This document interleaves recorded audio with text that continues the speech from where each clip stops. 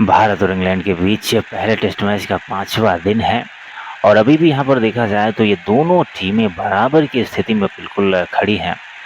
लेकिन एक चीज़ अगर हम यहाँ पर गौर करें, भारतीय टीम जब पहली पारी में बल्लेबाजी कर रही थी और ऋषभ पंत, शुभमन गिल दोनों ही खिलाड़ी शतक लगा चुके थे, तो उस समय ये लग रहा था कि अब भारतीय टीम बहुत अब आगे निकल चुकी है और निश्चित रूप से अगले दिन का जो खेल होगा उसमें भारत अपने पहले पारी में ज़रूर 500 से ज़्यादा का स्कोर कर पाएगा। लेकिन जैसे ही ऋषभ पंत और शुभमन गिल का विकेट जाता है, उसके बाद पहले पारी में किसी भी खिलाड़ी ने अच्छा प्रदर्शन नहीं किया। करुण नायर जो कि टेस्ट मैच का जो पहले खेला गया प्रैक्टिस मुकाबला था उसमें दोहरा शतक लगाया था, लेकिन इस पहले टेस्ट मैच के मुकाबले में 0 के व्यक्तिगत स्कोर पर चले गए। जाडेजा 11 रन केवल, शार्दुल ठाकुर 1 रन केवल, जसप्रीत बुमराह 0, मोहम्मद सिराज 3, प्रसिद्ध कृष्णा 1। यानी कि आप देख सकते हैं ये जो 5 खिलाड़ी हैं वो 5 नहीं बल्कि 6 खिलाड़ी जब आपके दहाई के आंकड़ा पार नहीं कर पाएंगे तो निश्चित रूप से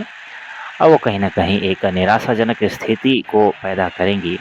और फिर वही हुआ, भारतीय टीम का जो स्कोर है पहले पारी में 471 पे समाप्त हो गया और इसके जवाब में इंग्लैंड ने भी बहुत शानदार प्रदर्शन कहा जाएगा इंग्लैंड की तरफ से 465 रन का स्कोर किया और मात्र 6 रन से ही इंग्लैंड की टीम पहले पारी में भारत से पीछे रह गई। यानी कि आप देख सकते हैं भारत ने जो पहले पारी में किया, ठीक वही काम इंग्लैंड की भी टीम ने पहले पारी में कर दिया।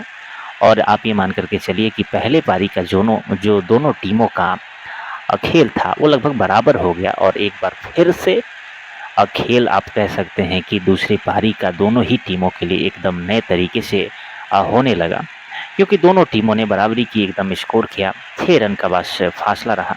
और भारत फिर दूसरे इनिंग में देखा जाए यहाँ पर तो केएल राहुल और ऋषभ पंत के बदौलत ये जो 364 रन का स्कोर है दूसरे पारी में करने में कामयाब हुआ और टोटल जो टारगेट मिला है इंग्लैंड की टीम को वो 371 का टारगेट है। लेकिन एक बात मानना पड़ेगा यहाँ पर, ऋषभ पंत पहले पारी और दूसरी पारी में इस पहले टेस्ट मैच के मुकाबले में लगातार शतक लगा करके इन्होंने बता दिया है कि वो किस लेवल के खिलाड़ी हैं। दूसरे पारी में ऋषभ पंत ने 118 का स्कोर किया, 140 बॉल का सामना किया, काफ़ी तेज़ी से इन्होंने रन बनाया है। 15 चौके और 3 छक्के ऋषभ पंत अपने पारी में लगाए। इस पहले टेस्ट मैच के दूसरे मुकाबले में 84.29 की स्ट्राइक रेट से इन्होंने बल्लेबाजी किया। केएल राहुल ने भी ज़बरदस्त परफॉर्मेंस इस दूसरे इनिंग में दिया। पहली पारी में भी 42 रनों का एक महत्वपूर्ण योगदान दिया था और जिसके बदौलत 91 रनों की साझेदारी यशस्वी जायसवाल और केएल राहुल के बीच में हुआ। जायसवाल पहले इनिंग में 101 रन बनाने में सफल रहे और इस दूसरे पारी में केएल राहुल 137 जो कि सर्वाधिक स्कोर है किसी भी बल्लेबाज का इस दूसरे इनिंग में। 137 रन बनाने के लिए केएल राहुल 247 बॉल का सामना किया, 18 चौके अपने पारी में लगाए और 55.47 की स्ट्राइक रेट से इन्होंने बल्लेबाजी किया। साई सुदर्शन जो कि इस दूसरी पारी में 30 रन बनाने में सफल हुए, 48 बॉल का सामना किया, 4 चौके लगाए, 62.50 की स्ट्राइक रेट से बल्लेबाजी किए। पहले इनिंग में साई सुदर्शन बिल्कुल फ्लॉप रहे, 4 बॉल खेल करके 0 के व्यक्तिगत स्कोर पर आउट हुए। शुभमन गिल इस बार अनलकी साबित हुए दूसरी पारी में। पहले पारी में सबसे अधिक रन बनाने वाले जो खिलाड़ी थे शुभमन गिल ही थे, लेकिन इस दूसरे इनिंग में मात्र 8 रनों की पारी इनके बल्ले से आया। 16 बॉल का सामना किया, एक ही चौका इनके पारी में शामिल रहा, 50 की स्ट्राइक रेट से बल्लेबाजी किया। और फिर अब यहाँ पर इंग्लैंड अपने दूसरी पारी का शुरुआत कर चुका है। अभी तक का जो इंग्लैंड की स्थिति है वो है 21 रन बिना किसी विकेट का, 6 ओवर का खेल हुआ है, कुल 96 ओवर का खेल अभी भी, यहाँ पर 90 ओवर का माफ़ कीजिएगा, अभी भी खेल बाकी है इंग्लैंड के लिए। टारगेट जो मिला है वो 371 का है। अभी भी यहाँ से जो इंग्लैंड को रन की रिक्वायर्ड है वो 350 रनों की है कुल 90 ओवर में। विकेट पूरे 10 बचे हुए हैं, आज का खेल बस बाकी है।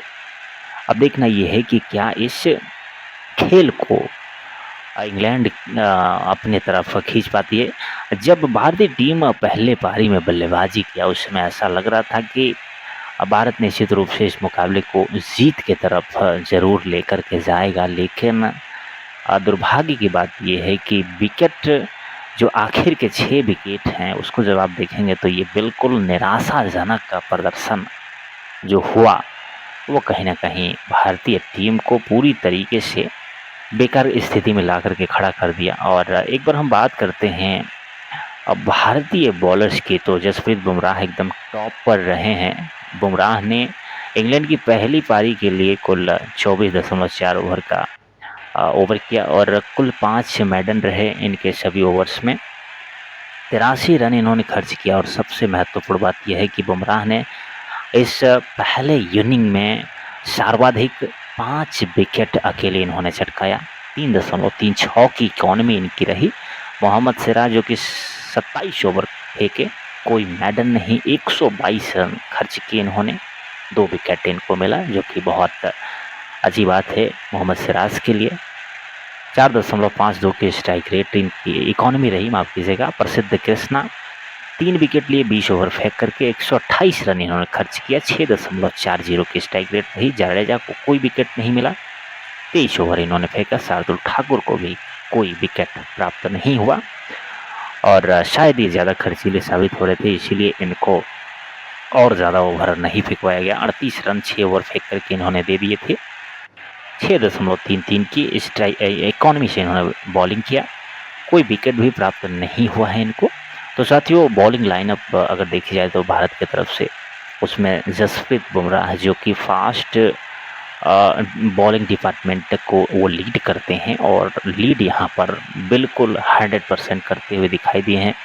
अपने को लगभग 25 ओवर फेंकने के बाद 5 ओवर इन्होंने लिया है। आधी टीम को इन्होंने अकेले समाप्त किया। अब दूसरे पारी का जो खेल है यहाँ पर बहुत ही दिलचस्प है। बुमराह की बॉलिंग कितना कामयाब हो पाती है। सिराज पिछले पारी में जाडेजा और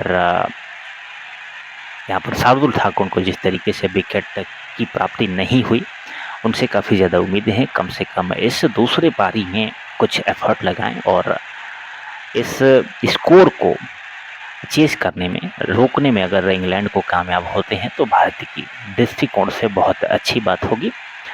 350 के ऊपर का स्कोर चेस करना कहीं ना कहीं किसी भी टीम के लिए दूसरी पारी में बहुत मुश्किल साबित होता है।